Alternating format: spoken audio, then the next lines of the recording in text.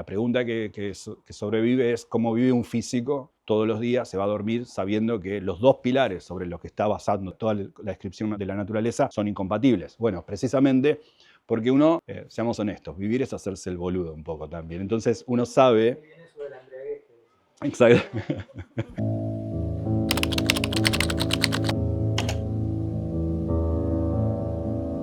Yo soy Gastón Giribet, soy profesor en la Universidad de New York, en Estados Unidos. Antes fui profesor en la Universidad de Buenos Aires mucho tiempo, fui investigador del CONICET y desde hace años vivo en Estados Unidos.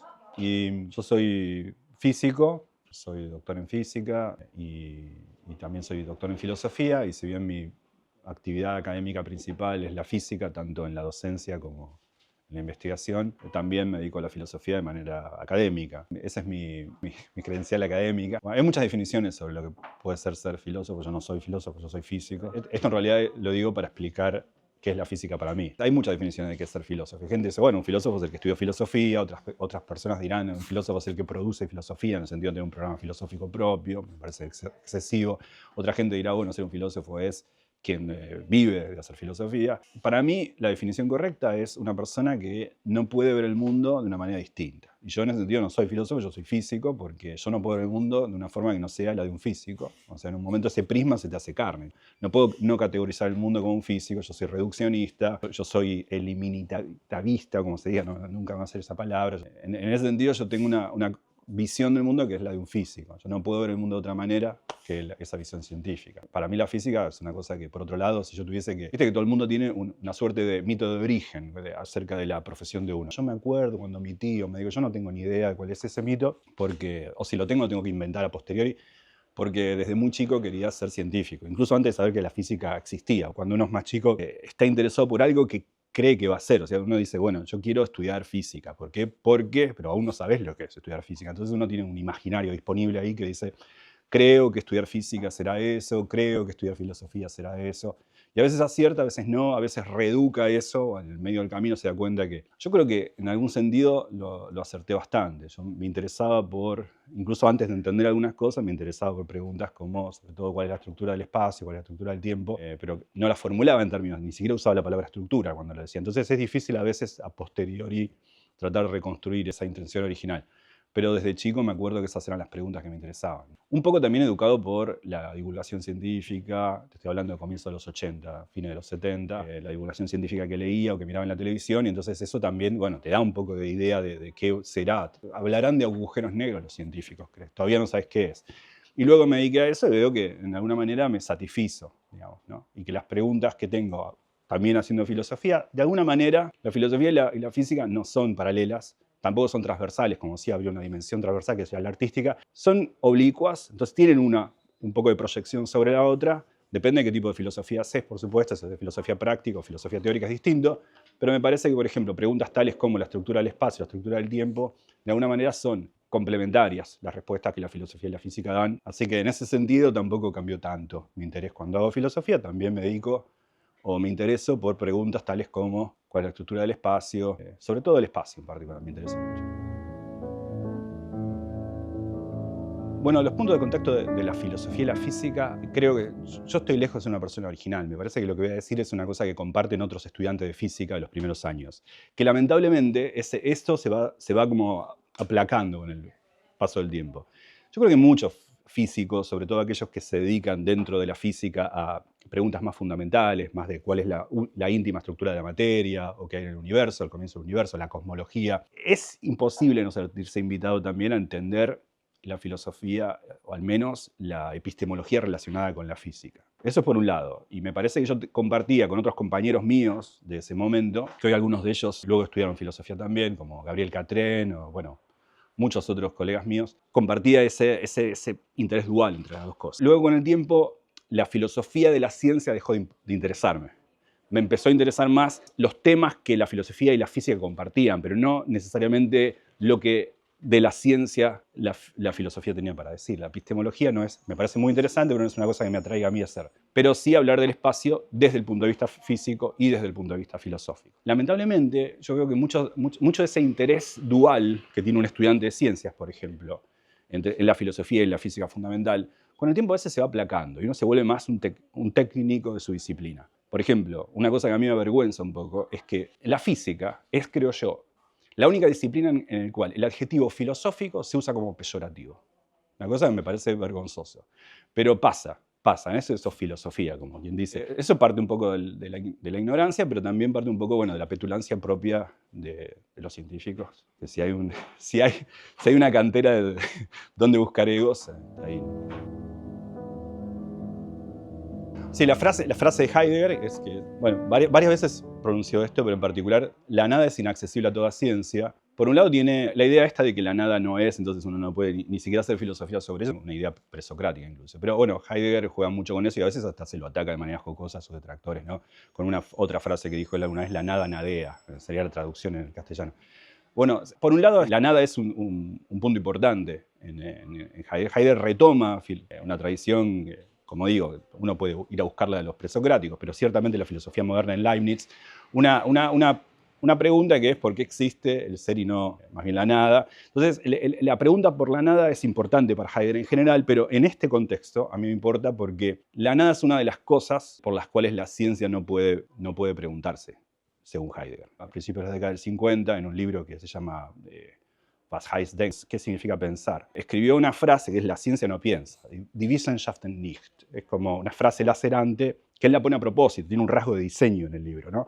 Él explícitamente lo dice, escribe la frase, primero que la frase irrumpe en el texto, no es que la va a construir, de golpe aparece esa frase y luego dice él mismo, esta frase puede sonar escandalosa. Esa es una de las razones por las cuales la frase no duele tanto, ¿no? Cuando uno le identifica un rasgo de diseño, dice, me está queriendo decir algo con esto, no tengo que sentirme ofendido, porque si no la actitud de entrada, sobre todo desde la lectura de un físico, es reluctante, ¿no? Por dos razones que podemos discutir después. Pero en particular, el significado de esa frase que él explicó varias veces y que otros han explicado, habla de lo que la ciencia a lo que no puede acceder. La interpretación más simple de esa frase es lo que en términos técnicos se conoce como el reconocimiento de la diferencia ontológica, que es una forma sofisticada de decir, a ver, la ciencia se ocupa del ente, la filosofía se ocupa del ser. O sea, la física no puede hablar de lo que es el tiempo, de qué es el espacio. La física, de manera muy feraz, muy fecunda, puede predicar sobre eso, trabajar con eso, operar con esos conceptos, pero no puede de ninguna manera decir qué son esos conceptos.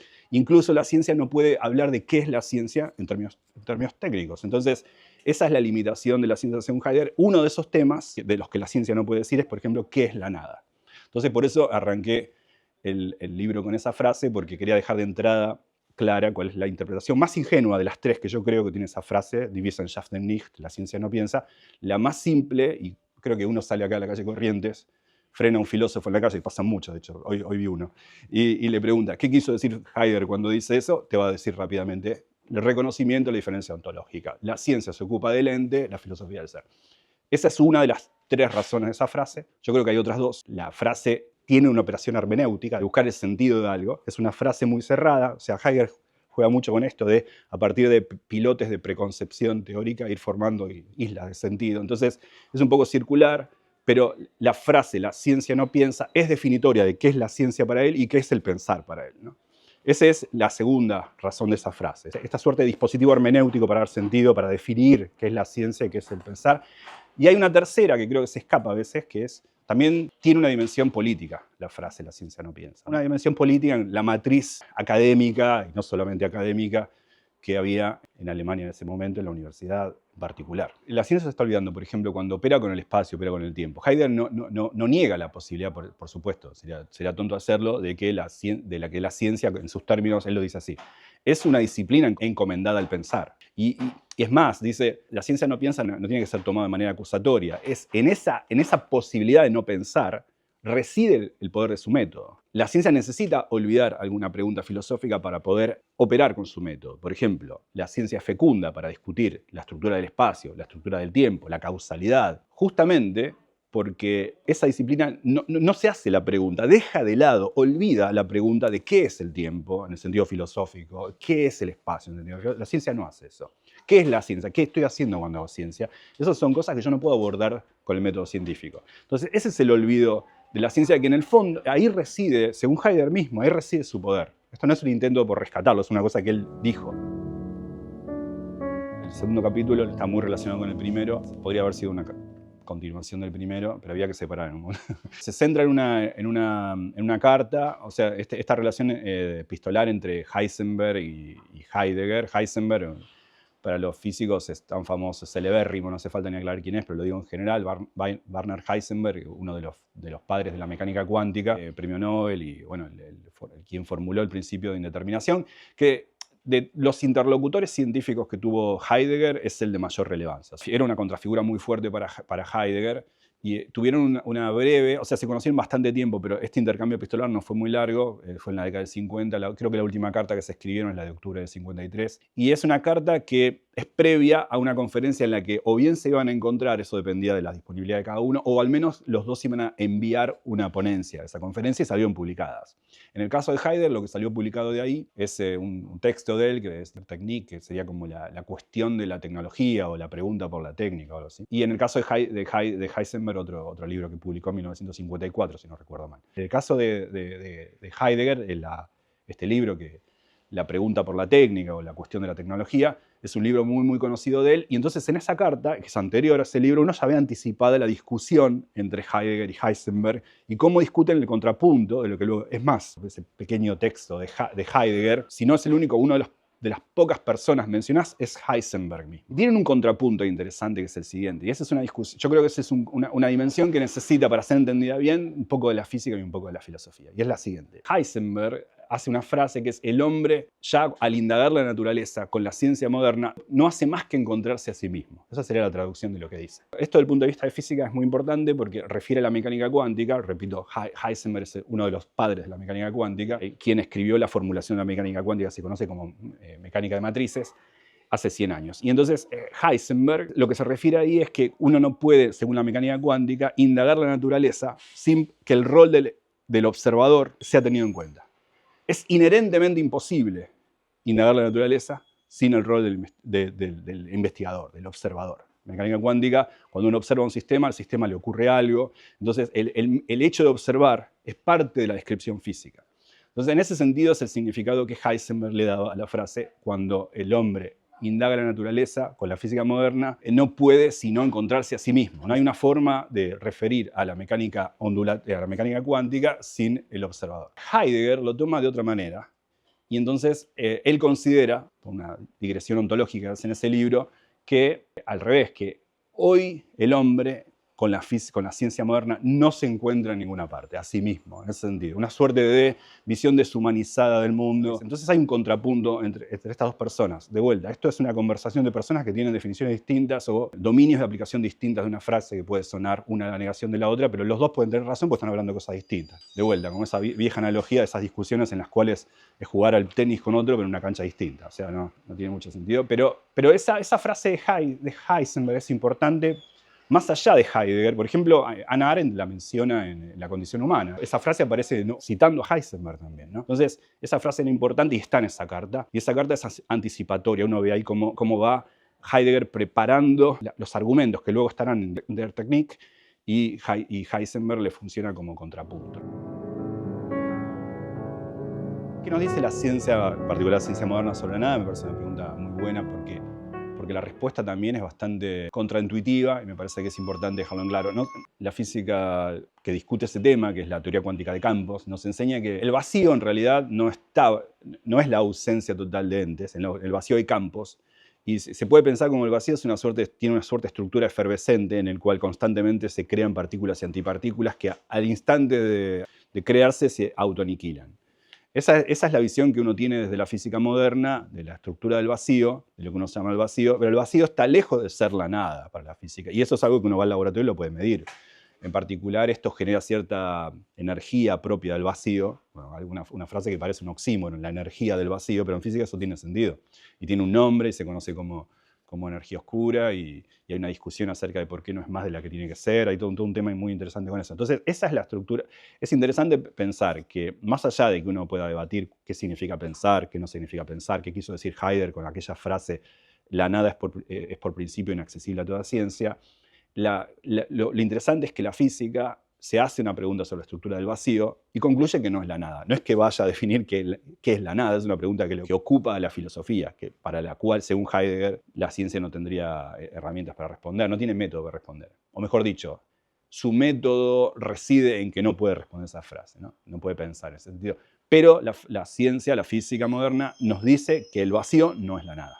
Y eso es una cosa medible en los laboratorios, una cosa concreta, no es una forma de hablar solamente, una digresión. Eso me parece interesante, ¿no? Por eso empezaba yo el libro un poco articulando con esas dos cosas de la física y la filosofía. La física se interroga sobre la estructura del vacío y su respuesta no es la nada, dándole, y aclaraba la posición, no sin condescendencia, la razón a Heidegger, quien en los 30 afirmaba que la nada es por principio inaccesible a toda ciencia.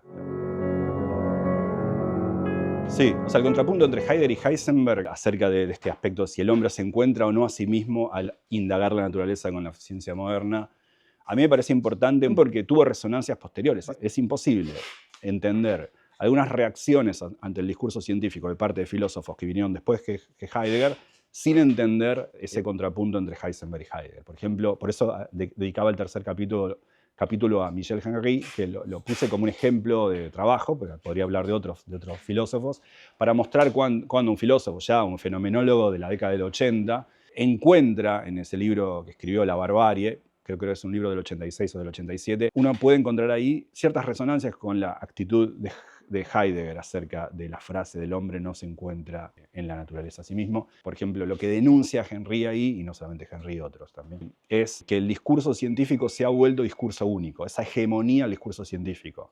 Y es imposible no ver el anclaje que Henry tiene en Heidegger al respecto.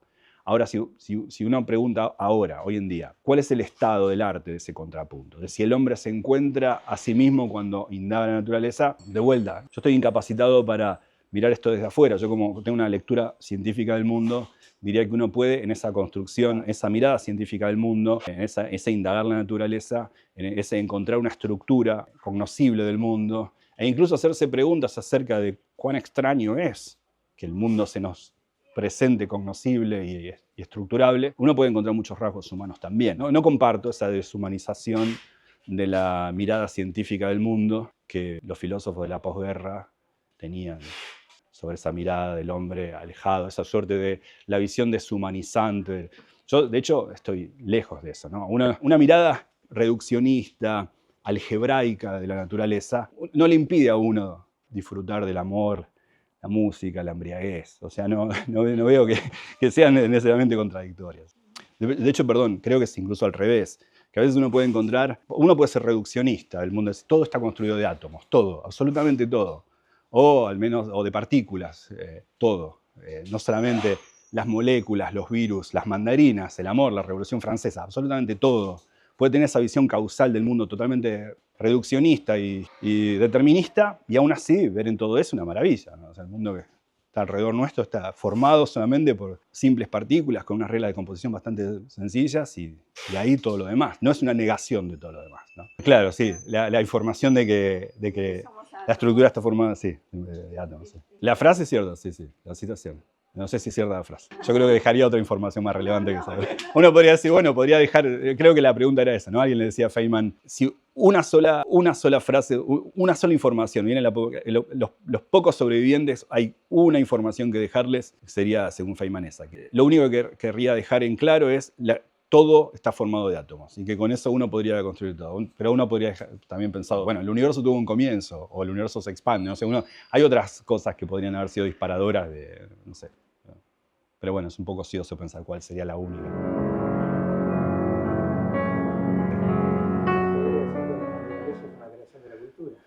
Sí, bueno, es una pregunta interesante. Yo me pelearía con mis amigos filósofos acerca de la pregunta de si uno descubre las leyes de la naturaleza o las inventa. Yo creo que todo físico competente es en el fondo un racionalista escondido. Así que yo diría que yo descubro las leyes de la naturaleza y estaban ahí aún antes de que existiera el humano. Digamos. Otros dirán otras cosas. Así como Guillermo Martínez dice que todo matemático es en el fondo un platónico. El secreto, yo creo que todo físico en el fondo es un racionalista dogmático.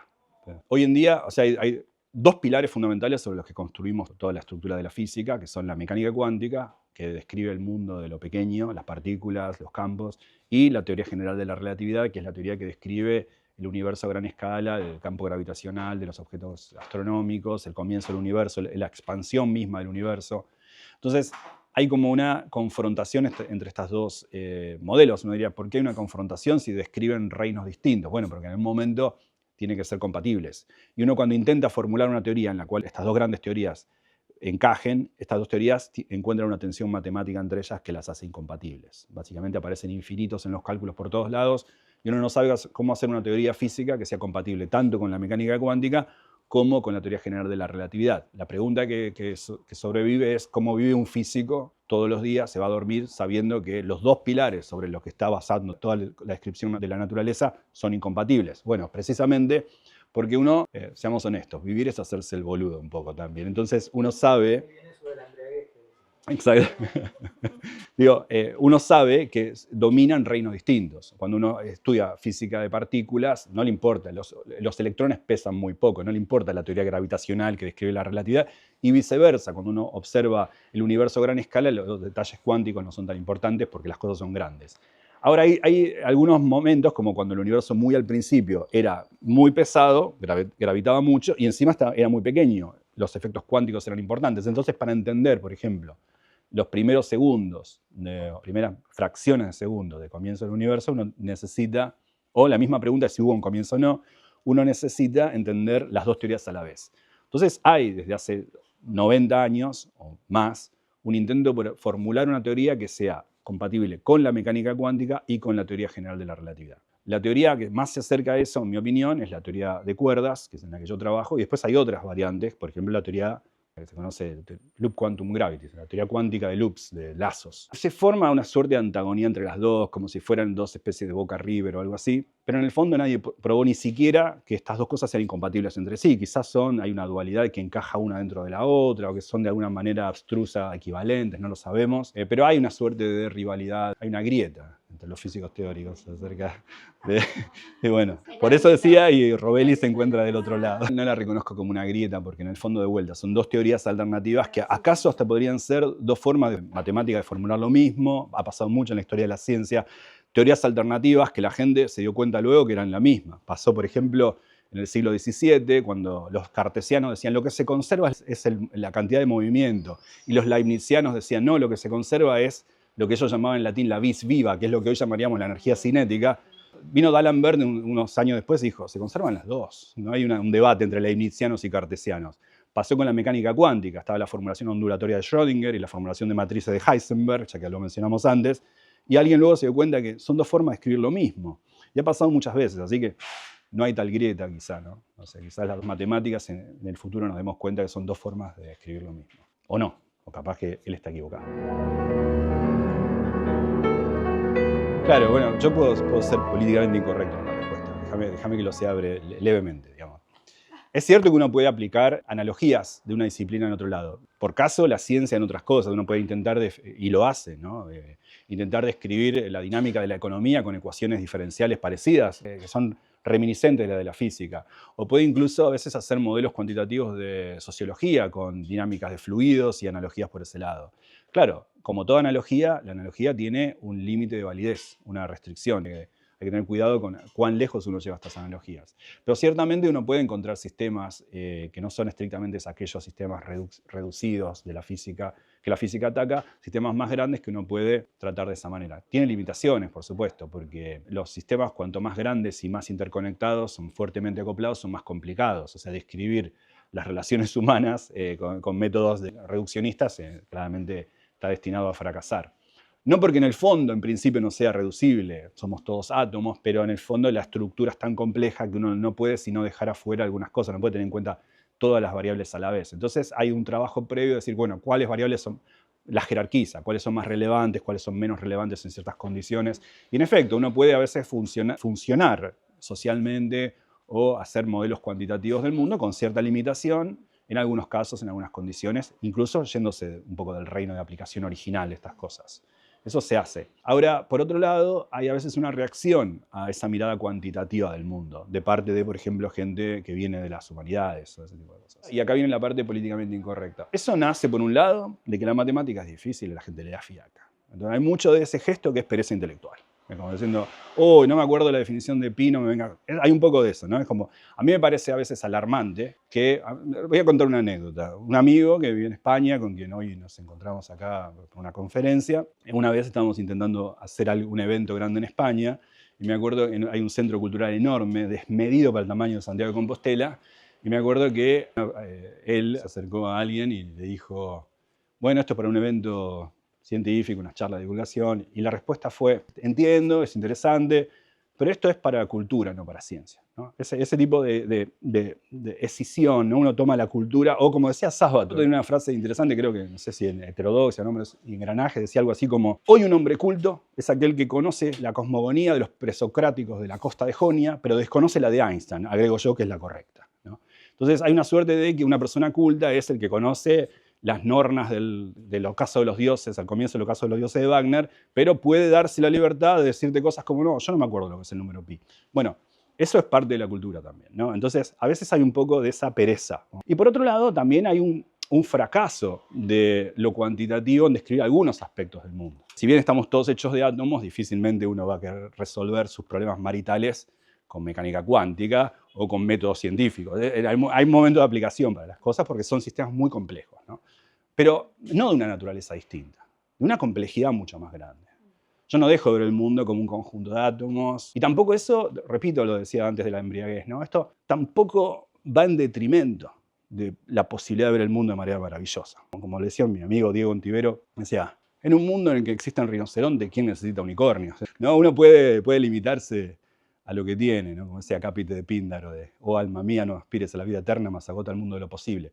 O incluso a veces en las discusiones con amigos que no son científicos, cuando ya se ponen calientes las discusiones, ya se aparecen las caras de enojo, uno dice, no todo en la vida es 2 más 2, todo científico hemos recibido eso como respuesta, no todo en la vida es 2 más 2, no, bueno, más números, así que, pero está esa idea, ¿no? Esa falsa dicotomía, esa falsa grieta entre lo cualitativo y lo cuantitativo, entre el número y la letra, entre lo que es cultura y lo que es ciencia, entre lo que es posible desconocer y lo que queda mal desconocer.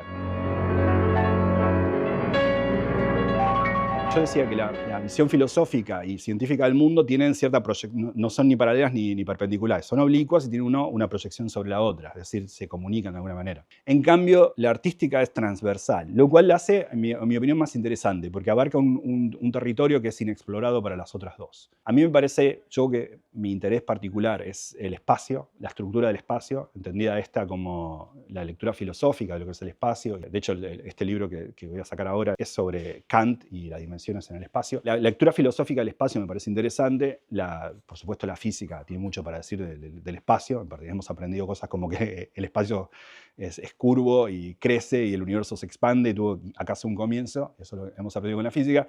Pero hay otra lectura del espacio, que es la artística, que es en la que estoy pensando ahora. Hace poco me estaba haciendo una pregunta que se plantearon otros, pero volviendo a Heidegger tiene una teoría sobre la estética, que el libro más conocido de él sobre eso es El origen de la obra de arte, pero tiene otro libro que es el de Espacio y el arte, un libro posterior, muy, muy breve. Y en ese último hace un acercamiento a lo que sería el arte abstracto. Y hay libros sobre Heidegger y el arte abstracto. A mí me interesa esa dimensión ahora, entender un poco el espacio desde el punto de vista de la estética. Me parece que la dimensión artística, el arte es una dimensión que cubre un territorio inexplorado tanto por la filosofía como por la física. No quiere decir que estas cosas no se puedan comunicar, por ejemplo, pero que va mucho más lejos en una dirección que las otras dos disciplinas no abarcan, y me parece interesante, incluso, en particular, en mi caso, la pregunta por el espacio desde el punto de vista del arte. Eso es en lo que estoy pensando ahora, ¿no? Volviendo a lo del arte, a mí me gusta mucho el expresionismo abstracto, me parece interesante. Yo sé que hay veces que se lo ve como un movimiento un poco snob dentro del arte, pero me parece que teóricamente es un movimiento muy interesante, la Escuela de New York en particular, pero en general, sobre todo esa relación esa coordinación entre lo abstracto y lo figurativo. Porque a veces se toman como antagónicas, como si uno fuese la negación del otro, y no es así, ¿no? Lo abstracto es un gesto propio, no es la negación de lo figurativo. Un ejemplo es Turner. Pero volviendo a esta frase de Octavio Paz, ¿no? El cielo es grande y arriba se siembran mundos. Yo no soy un lector de poesía. me gustan muy pocos poetas y conozco lugares comunes de poesía. Me gusta mucho Octavio Paz, me gusta mucho Pizarnik, me gusta mucho, me perdonarán algunos, García Lorca, me encantan esos poetas. A mí, Octavio Paz en particular, me parece un tipo muy profundo.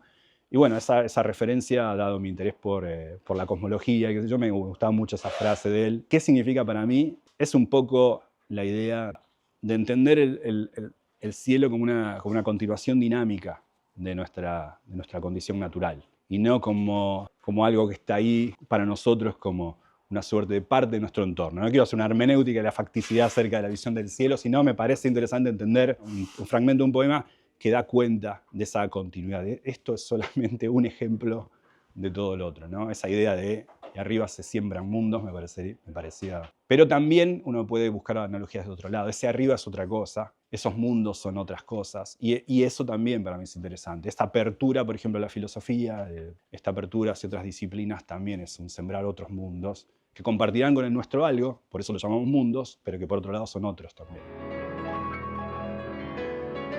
Está la ciencia deshumanizando el arte.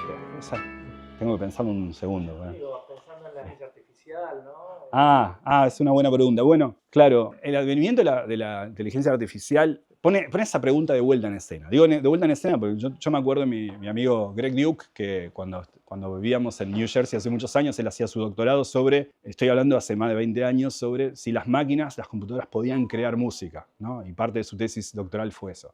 Entonces esas preguntas ya estaban dando vueltas por ahí acerca de qué significa crear, qué significa una obra de arte, qué significa, a cuán lejos está. Yo, de vuelta, y esto me da pie a lo del comienzo, yo tengo una visión científica del mundo. No creo que seamos más que mulliditas máquinas de pensar y formadas de átomos. Y en ese sentido no encuentro una prerrogativa en lo humano. No encuentro una prerrogativa en lo humano. Por supuesto somos algo muy complejo, de una estructura muy distinta a las máquinas, y entonces por eso nace esta pregunta acerca de si la ciencia, la técnica está deshumanizando el arte, porque pensamos que el arte es una cosa que solo hace el humano, que es algo prerrogativo de nosotros, es la última caverna en la que nos es dado escondernos y decimos, hasta acá vas a llegar. Ya calculás mejor que yo hace mucho, ya me ganás al ajedrez, ahora encima querés pintar mejor que yo. Entonces uno está tentado a crear definiciones del arte que excluyan el dominio de la máquina.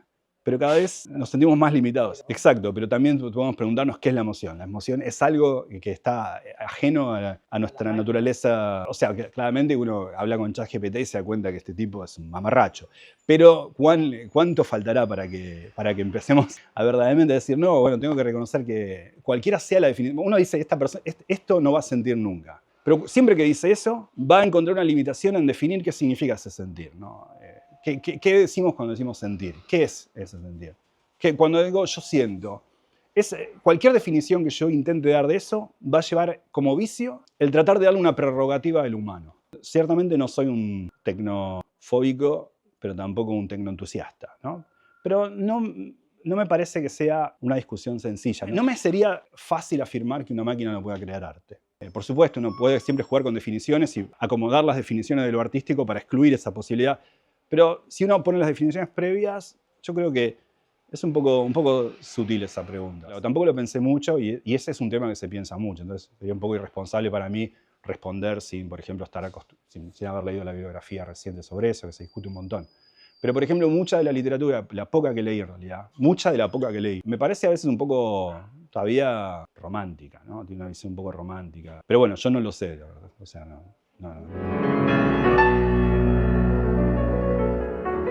O sea, los sistemas complejos son, incluso cuando digamos sistemas complejos, ni hablemos de sistemas que involucran lo humano. Estamos hablando de sistemas complejos de física, sistemas altamente correlacionados, sistemas termodinámicos abiertos que interactúan con el entorno. Son problemas muy, muy difíciles porque justamente uno no puede tener en cuenta todas las variables que involucran, y aunque las tenga en cuenta no puede resolverlas, porque en física uno por lo general trabaja por agregación, lo que en términos técnicos se conoce como perturbativamente. Dice, pues pongo un modelo, lo perturbo un poco, lo voy deformando. Y a veces ese método no funciona, eso se conocen como sistemas dinámicos, complejos o fuertemente acoplados. Eso es una limitación y es muy complicado, es en principio posible, pero la técnica de resolución es muy complicada. Ahora, a veces lo complejo se pone como una suerte de refugio para no dar o no pretender una descripción de un sistema, ¿no? A veces cuando dicen, no, bueno, este sistema es tan complicado que uno no puede usar este método aquí. Bueno, ahí sería un poco más cauto. A veces cuando es un poco relacionado con tu pregunta de antes, acerca de cuánto uno puede intentar aplicar métodos a otros sistemas que son por naturaleza más complejos. Yo sería un poco a veces sospecho cuando la gente pone la complejidad de un problema como excusa para que este no sea resuelto. Sospecho de ese gesto a veces. Yo no sé si la ciencia tiene mucho para resolver ahí. O sea, el mundo está haciendo un viraje hacia... El mundo hoy en día es una mierda. O sea, siempre lo fue quizá, pero hoy claramente, localmente tenemos un momento horrible, ¿no? Donde hay gobiernos, no solamente que tienen hacia la derecha, porque uno puede decir, bueno, a ver, yo tengo amigos de derecha en el sentido económico de la palabra, ¿no? Yo creo que están equivocados en muchas cosas, pero son personas con las que se puede discutir, se puede nutrir mucho, porque en particular uno advierte que a veces la motivación final, la causa final de esta persona es la misma que la de uno, solamente que no estamos de acuerdo con el método, ¿no? Hay gente que dice, bueno, yo creo en la teoría del derrame económico. Bueno, yo no creo en tu teoría, pero la intención es buena, si verdaderamente creen eso, ¿no? No cuando se usa como excusa para hacer otra cosa. Pero no estamos hablando de esa derecha, estamos hablando de otro tipo de derecha. Estamos hablando de una derecha muy peligrosa, estamos hablando en particular en Argentina. O sea, mi opinión es esa. No creo en que la respuesta a esto sea una suerte de resistencia intelectual. Yo creo que se necesitan otras cosas, algo más. No quiero hacer ningún tipo de apologías, lo podemos decir de manera poética. No creo en profetas sin piedras en la mano. A veces me enojo yo con algunos lugares de la progresía, que es vamos a luchar contra lo que está pasando, ir a protestar a la puerta del polo científico a las 3 de la tarde. ¿Está bien que protesten? Sí. ¿Estoy de acuerdo con la protesta, con la razón de la protesta? Sí. Pero no creo que vayan para lograr nada, van para verse ahí un poco y decir estoy protestando. No creo que sea esa la forma. Yo creo que ahí se necesita algo más enérgico para luchar contra esto, bastante más enérgico. Como esto va a estar en YouTube, no voy a dar más descripciones de lo que creo que se necesita. Es como el que recicla y se queda tranquilo, ya está, el planeta está a salvo porque llevaste la basura afuera. No, digamos, porque hay una pastera enfrente tuya. O sea, mi miedo es el paliativo.